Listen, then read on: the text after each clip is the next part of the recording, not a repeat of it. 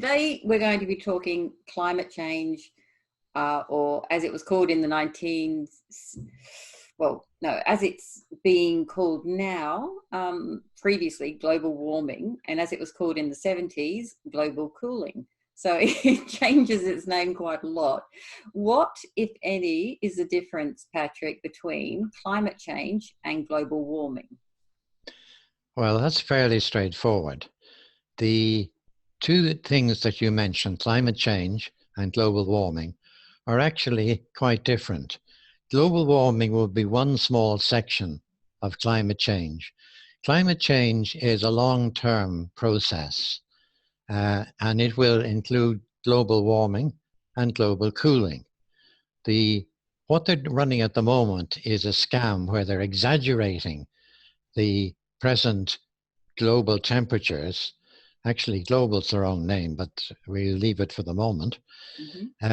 It's more important and necessary to understand the present power structure.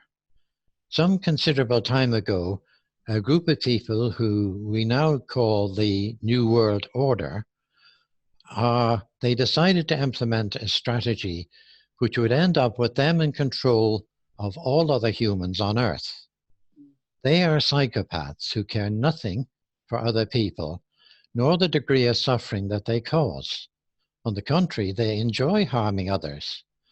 One of their greatest weapons is a group of clever psychologists who are headquartered at the Tavistock Institute. They have very long-term strategies. They plan their operations expecting it to take decades or even centuries to conclude. They have infiltrated and subverted governments, monarchies, police forces, all major organizations. They blackmail, they intimidate, and when necessary, they murder people whom they target. But they are subtle in the way that they do things, thanks to their Tavistock Institute psychologists. For example, in the early days of cars, they had an unwanted industrial material called petroleum. It would be expensive to dispose of it.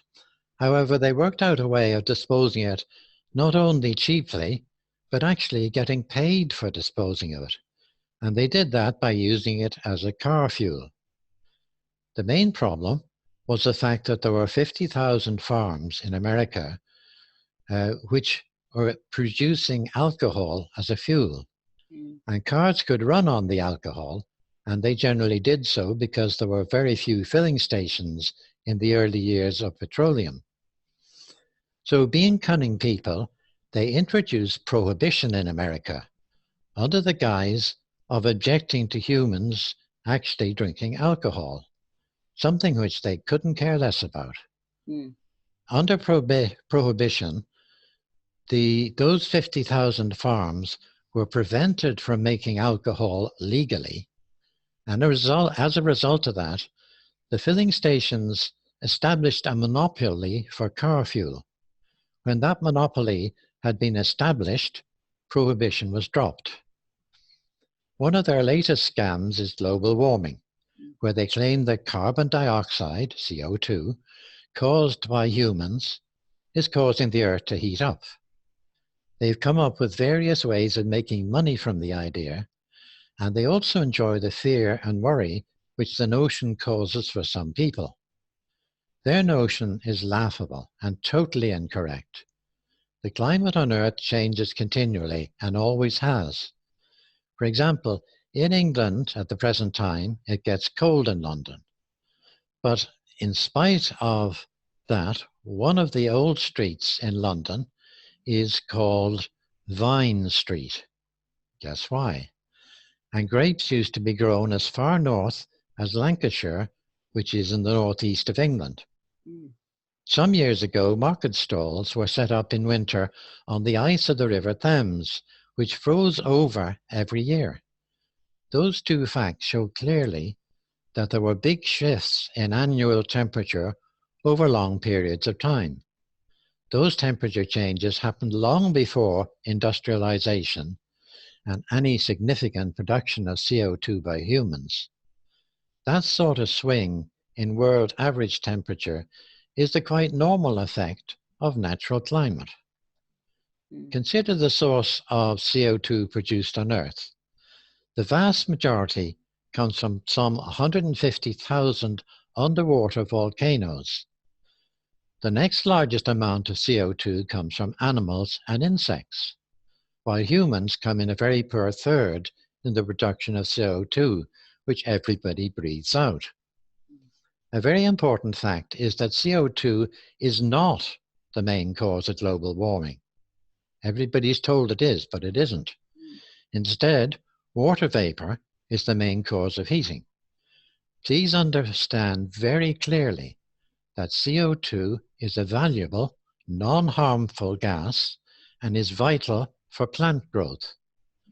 The New World Order people are very careful not to mention the real facts. For example, Al Gore in America made a presentation which he called an inconvenient truth. In it, he displayed a long-term graph of average world temperature and a graph of CO2 concentration for the same period. It was clear that the two graphs were closely related, and Al Gore claimed that the CO2 concentration caused the changes in temperature. However, if you look carefully at those graphs, you will see that the CO2 concentration lagged behind the world temperature by some 600 years. And the CO2 increase was caused by the temperature changes and not the cause of those changes. The New World Order people rely on the fact that they control both television and newspaper reporting, and they control the teaching in schools and university, which avoids most people ever hearing the objection to their lies. That's very true. So is population control and regulatory control of the masses by the UN the ultimate agenda here? Loosely speaking, the answer would have to be yes. However, population is not in any way excessive, and people are already controlled via money and violence. Earned money is stolen by income tax, sales tax, licenses, and the like. Savings are stolen by inflation. On the bread and circuses principle, people are distracted by politics, deliberately engineered wars, television, and sports entertainments. However, much worse is planned. The secret party political pact of silence on defence has been revealed. Lord James of Blackheath has been threatened with the police, told to retract the comments he made in the House of Lords on the European Defence Union, and is facing demands to resign and remain silent on the issue from now on. On Monday, the 2nd of September 2019, Lord James of Blackheath attended a conference entitled European Defence Union, the Threat to Democracy, Industry and Alliances. That was held at the Royal United Services Institute. The NATO and Ministry of Defence advisor, Professor Gwydion Prinz, also attended, as did a number of former senior military officers. The conference covered the consequences for the UK if the Defence and Security section of Theresa May's Brexit deal and its associated political declaration on the future relationship are approved. At that meeting, it was agreed that Lord James would raise the issue in the House of Lords, which he did 4 days later. His speech was interrupted by Lord Blunkett, former Home Secretary in Tony Blair's cabinet, with what could be perceived to be a threat, saying, "I wonder whether the noble Lord would be prepared to give way for just one moment. I appeal to him to conclude, because it is not in either his interests or the interests of the committee for him to continue." So what terrible things did Lord James actually say? As far as I'm aware, he asked for the details of the proposed European Defence Union to be made public, and implied that the terms of the presently proposed Brexit deal required that the oaths of allegiance of all UK servicemen be cancelled. Mm. although it's beyond me how a third party can cancel the oath of any human, and the servicemen be required to swear a new oath to the UK headquartered in Brussels. Sorry, to the EU headquartered in Brussels. The ownership and control of all British forces and military equipment is to be switched to Brussels. And the same goes for police forces and military intelligence services. The only thing which would stop that is a no-deal Brexit. The military services, Army, Navy, and Air Force, have a totally different job to that of the police force. And passing control of the UK police force to Brussels makes no sense at all. For me, this looks identical to the start of Nazi terror rule in Germany in Yeah, the 1930s. has the same feel to it. Yes, definitely. Mm. Gosh, that's well. I might check out that speech online. I think if it's still available. Yes, certainly. Sounds daunting, doesn't it? So, what are your thoughts on the unholy alliance between the Vatican, primarily Pope Francis, and the UN on climate change and its roots in humanity's overpopulation? Let's be very clear here. There is no overpopulation and never has been. There is no abnormal climate change. Mm. There is no energy crisis. Mm. It is nearly impossible to believe anything which comes out of any of the three places which deny that they're part of any country, which is a ridiculous notion, namely the Vatican, Washington, D.C., and the City of London, which is not London itself. There's no point in paying any attention to people who claim that they live in places which are not part of a country. Yes, I've always found it a little odd, the whole Vatican situation. Mm. So now I did a little bit of research. I read the start of a book by Mark Morano, which was fascinating. Great title too, Politically Incorrect Guide to Climate Change. I thought that was brilliant.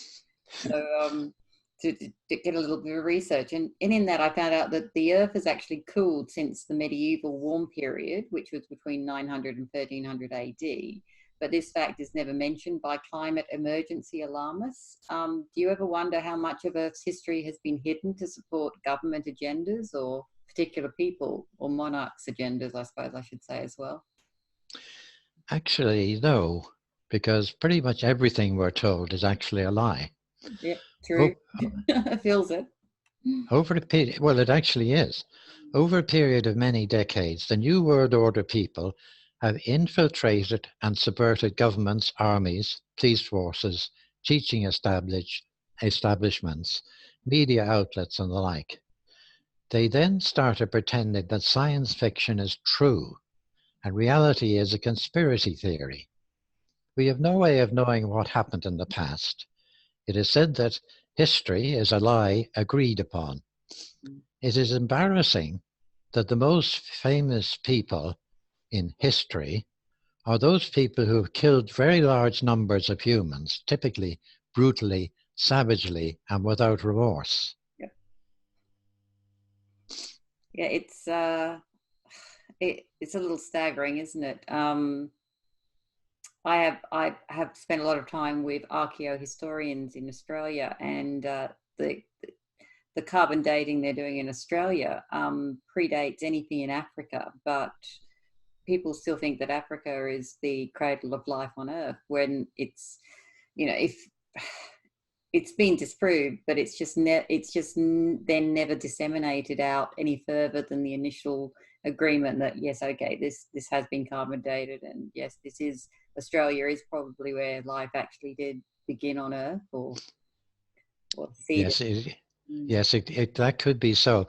It's also contended that life started mainly in the areas like Russia, the Caucasus generally. Mm-hmm. But I don't think that we can actually say with any certainty what happened in the very, very early years. Well, no, it's quite confusing. We've actually found that, you know how when I was growing up in England, that we're always told that there was a missing link. Remember the missing person? Yes, Well, in yes. Australia, we call that Mungo Man. We actually dug him. We actually found him. We found the missing link, and Oh, you guys don't know anything about it, but it was actually dug up and found, and probably 5 years ago. I can send you a link to the Australian scientists that went through and did it. But and I just remember as a child always being told, one day we'll find the missing link and we'll work out how we got from here to here, you know. And I've always found it quite amusing when people say, well, if we're the missing link between the, ape, and our current Homo sapien, why are there still apes around? And I just love that whole concept. So yeah, yeah.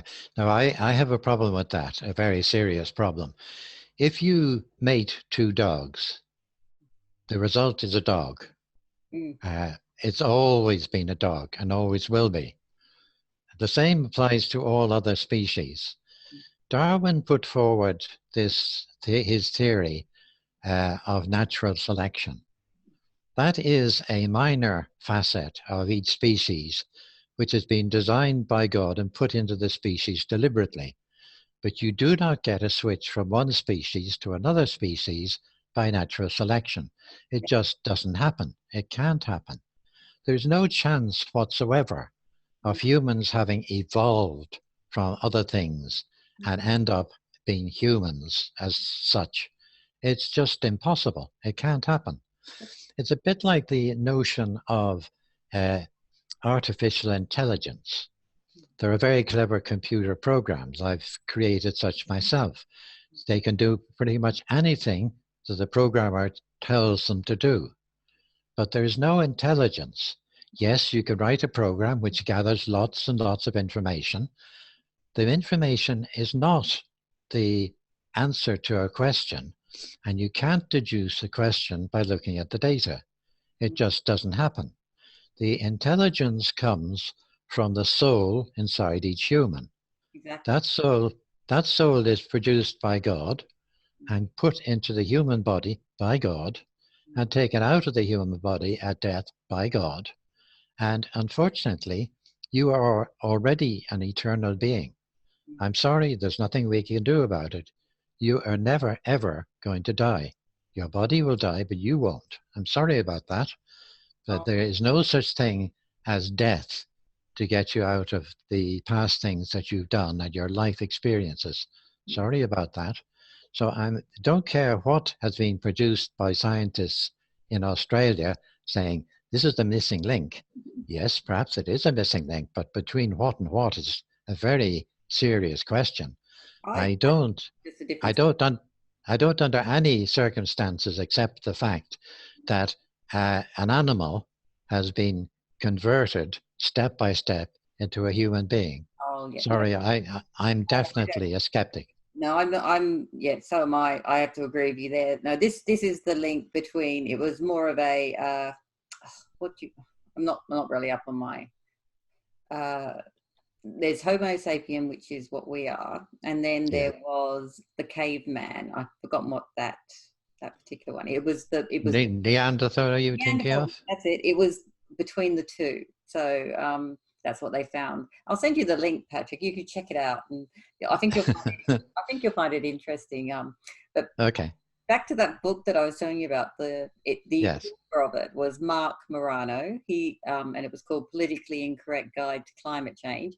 Now it states something which the very first time I heard this acclaimed by media everywhere, I remember thinking, I don't think that's a true percentage. That seems a little bit too high. Anyway, so basically it's the 97% scientific consensus that is used constantly by the mainstream media. Now, I know in this book, he did the research and it was actually based on 77 anonymous scientists who were taken from a vetted pool of 10,000 scientists who are obviously pro, the climate change myth. What do you think about that? That whole media, it's, I called the trilogy before the Unholy Alliance, but I'm a little staggered by the way the media today supports these ridiculous concepts. And everyone says they're aligned in America to the Democrat Party, but it's not just a US issue, it's everywhere. In Australia, we have the ABC, who, 10 years ago, I would have said they were very unbiased, but I can guarantee I've stopped watching them about 5 years ago because I just can't tolerate the tripe that comes out of the presenters' mouths. So I know for the last 5 years it's been intolerable to watch, in Australia, and I'm not sure how it is in London, but basically I know that the media over in London seems to jump on every stupid fad or non-scientific fact thing that they think is a fact. Yes. So. Yeah, the situation is that funding for science, so-called, and research, so-called, is controlled by the New World Order. And so the results are whatever the New World Order wants the results to be. However, lies are routine so far as they're concerned. It really doesn't matter what the facts are. They will say whatever they want. Remember that we're dealing with people who are ruthless and unscrupulous, and so will say anything at all without any regard for truth. Their so-called scientists tell us exactly what is inside the Earth, even though the deepest hole drilled is only 8 miles deep, while they claim that it is some 8,000 miles to the center of a notional spherical Earth. So how exactly do they know what is inside the Earth? They don't. However, they can just say that 97% of all scientists agree with them, and there's no effective way of challenging their lie. There's no point in putting forward real facts. Rosemary Ainsley wrote a scientific paper in the professionally approved conventional format, showing a simple circuit whose output power is 17 times greater than its input power. No scientific publisher would publish it because it does not agree with the NWO's current lies about science. There's no doubt about Rosemary's work. A friend of mine has built a small, simple electrical generator, which is self-powered and puts out 150 watts of continuous maintenance power indefinitely. According to the New World Order lies, that is impossible. And yet there it is. It works, and it's in daily use. Science frightens the NWO people, and so they highly oppose anything scientific, which highlights the fact that they're lying. They have set up private companies around the world, and they call them the Patent Office, encouraging inventors to apply to them for a patent. While they get paid a good deal of money for each application, their main aim is to identify inventors who oppose their current lies and make those inventors shut up.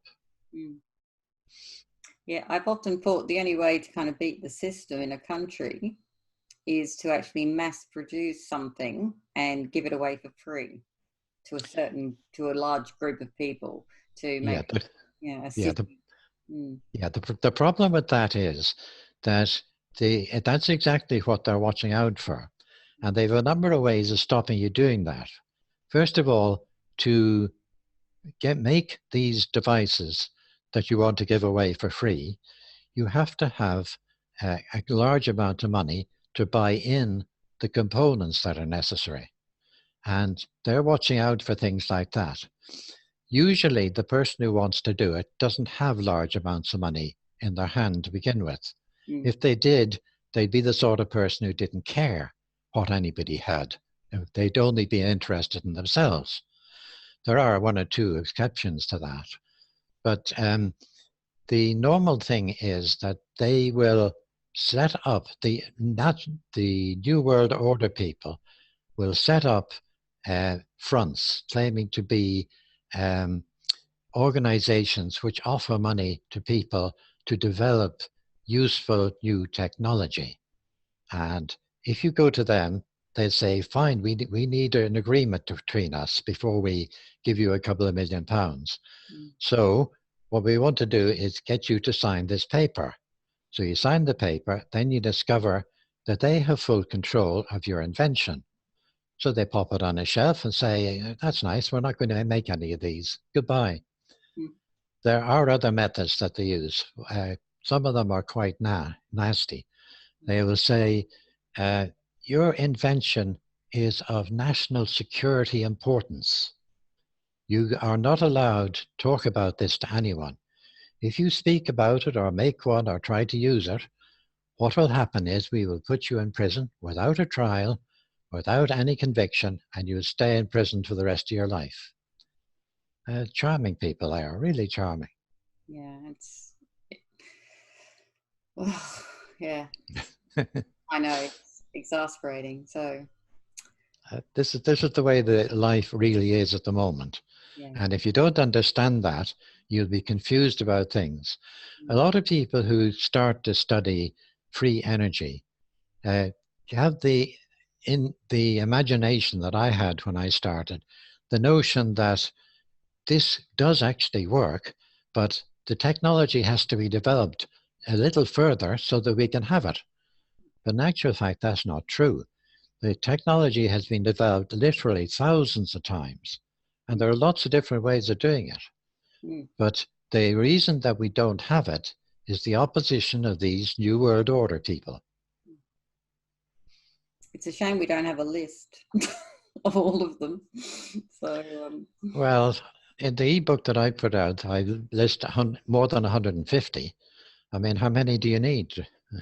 well, I wonder, like there's a lot of conspiracy theories out there, but there is one that actually states that the NSA were the ones that asked Trump to run as president, and that this is all part of and that they are going to be targeting the NWO, and particularly the European Union.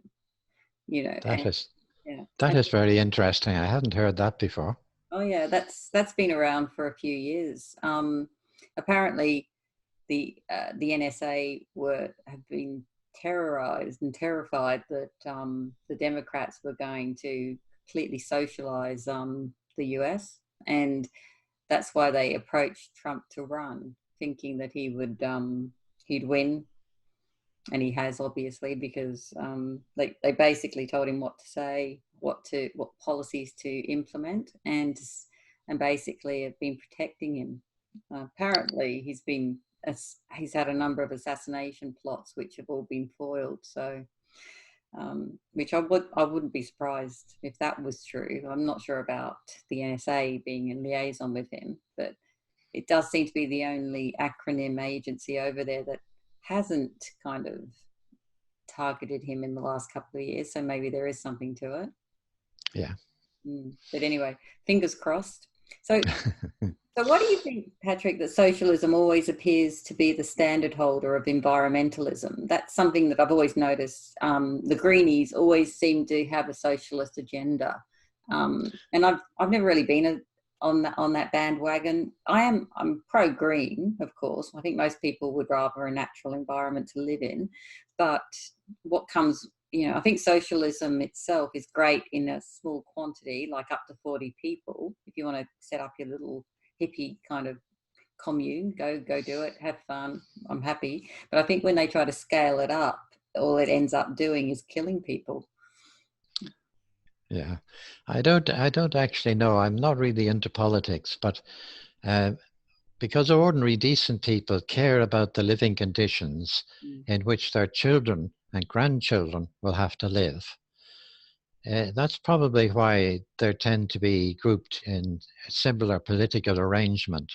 The New World Order people don't care about anyone other than themselves, so they're not interested in green issues.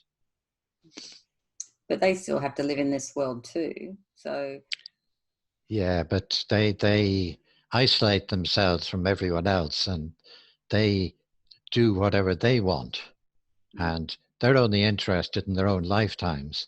They think when their lifetime ends that that's the end of everything, but it isn't, of course. They get a bit of a shock then, won't they? Yes, they will indeed. But they will be sent back several times, I can assure you of that. My concept is we reincarnate until we kind of get more enlightened, gain more knowledge, Yes. and then eventually we ascend somewhere. So Yes, yeah, you ascend between each lifetime. And yes, what you say is absolutely correct. The earth is effectively a rather unpleasant training mm, area for souls. It's like going to school. mm. That's school for souls is life on earth. But I don't think that's really our subject at the moment. No, no, no. It could be another one. So, how important is it for people at this time to challenge pro-climate change government agendas like the Green New Deal over in the US, carbon tax in quite a few countries now, and of course the UN Paris Agreement? I mean, all three of those are shocking policies. I've especially that Green New Deal, it's actually got nothing really to do with the environment. I don't see. I got to about page 10 of that, and I just thought I just can't read this rubbish anymore. It didn't make any sense to me.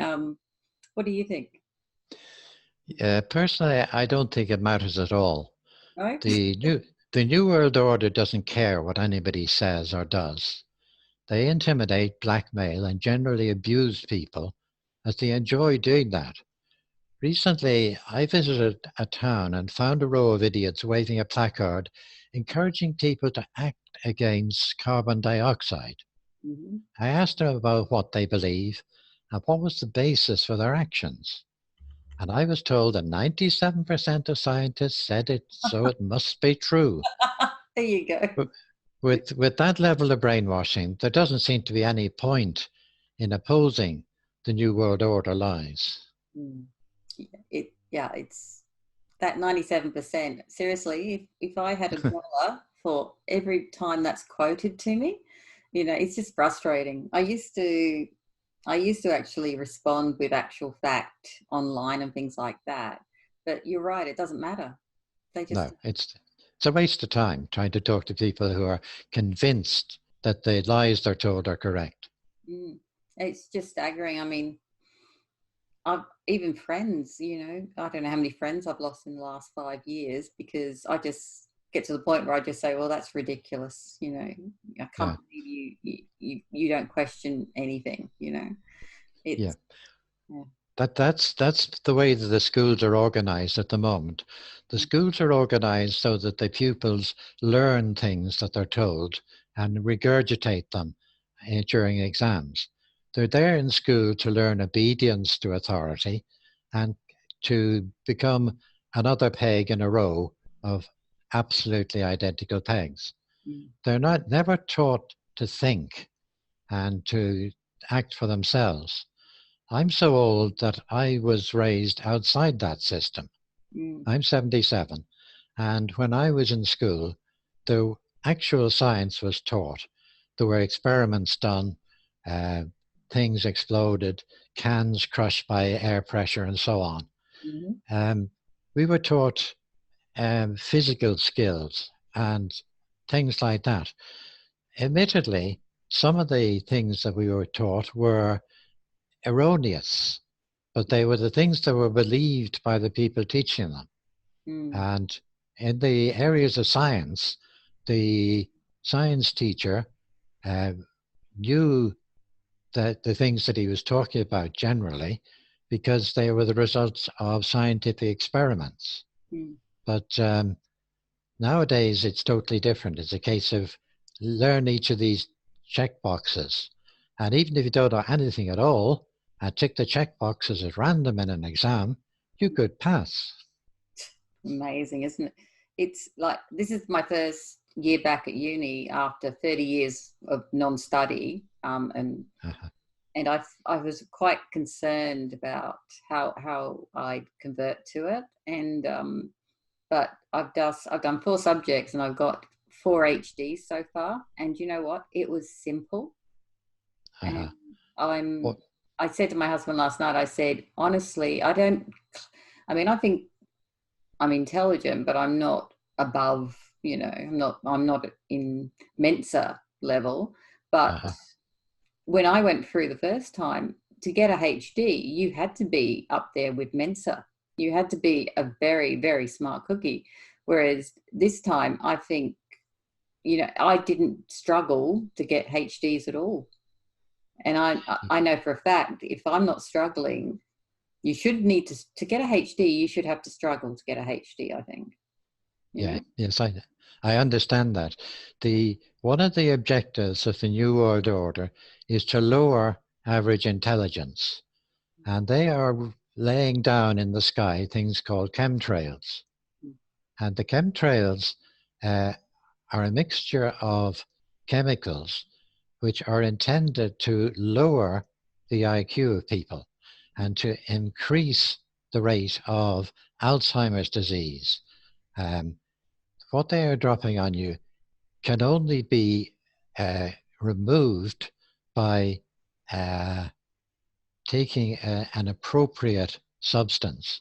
The things are developing in your brain. They are aluminium-based clusters. But if you take silica, you can drink waters that have it. Fiji water is the strongest. Volvic water is the second strongest. And you can take silica tablets directly if you wish, which I do. That attacks the clusters in the brain and dissolves the aluminium there and circulates it in the bloodstream to where it's ejected. And that is the way of opposing chemtrails without marching or doing whatever.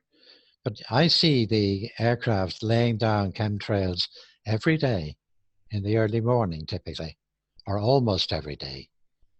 If you get up early enough, you'll see it. Yeah, it's not good, is it? I have a Rife machine. Have you heard of the? Yes.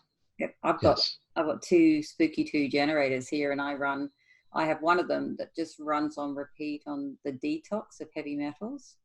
Great. And, that just runs in the background. But there are some days I really feel it. Like it's usually aluminium day. It's usually when the aluminium's getting removed, and so I agree with you there. Aluminium, I think, is and boron. I think boron day is also a little bit full on. I can always start to get migraines as it's happening. So, so I think you're right. No, you should get yourself a Spooky 2 generator. I notice when they're not running that my whole system just kind of goes into this lethargic, foggy mess. Whereas when they're running, I can actually operate on as I used to operate in my early 20s. But the moment those generators are off, it's back to, sluggish, sleeping in stuff. Yeah, well, I suggest that you start taking silica. It's cheap and it's simple and it has got no downsides. I actually think I've got some. I think I got sent some with, I get sent a lot of products to review for the magazine. So I actually think I've got some natural earth silica probably over there, which somebody sent me to review. So there you go. I'll unpackage it and have a go. So can I put it in other drinks or does it have to be in water only?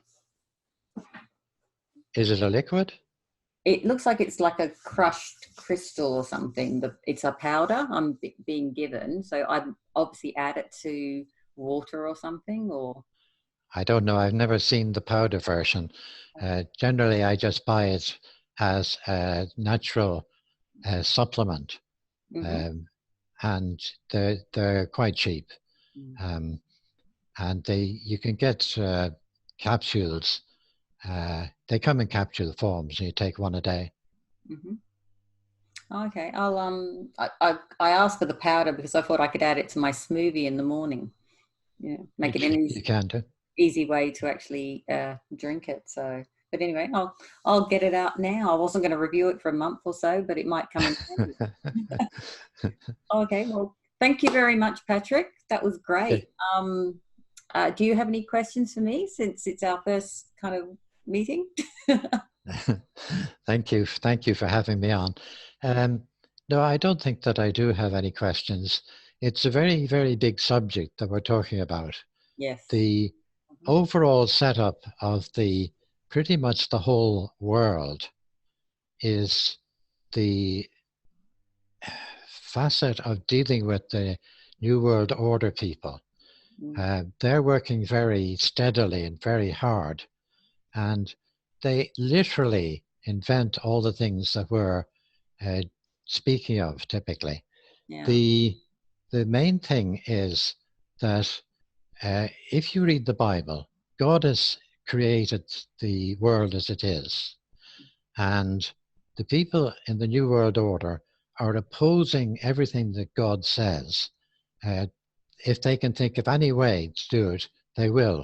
The Bible says God created man and woman. These people now say, oh, but they're not just man and woman. There are lots of other variations of humans. I won't definitely go into that, but that's just one of the things that they say. They God says the word is fixed and unmovable. No, they say the world is a planet. It's spherical. It's spinning around. It orbits the sun. It's not the center of even the solar system. Anything that God says, they oppose. They say, oh, we will go out into space. And you say then, okay, well, give us a photograph of the Earth from space.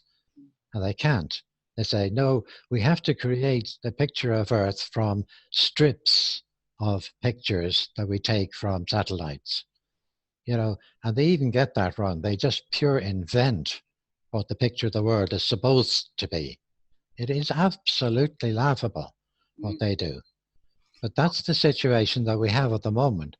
This is what we live in. And this is part of our life's test and journey this time round.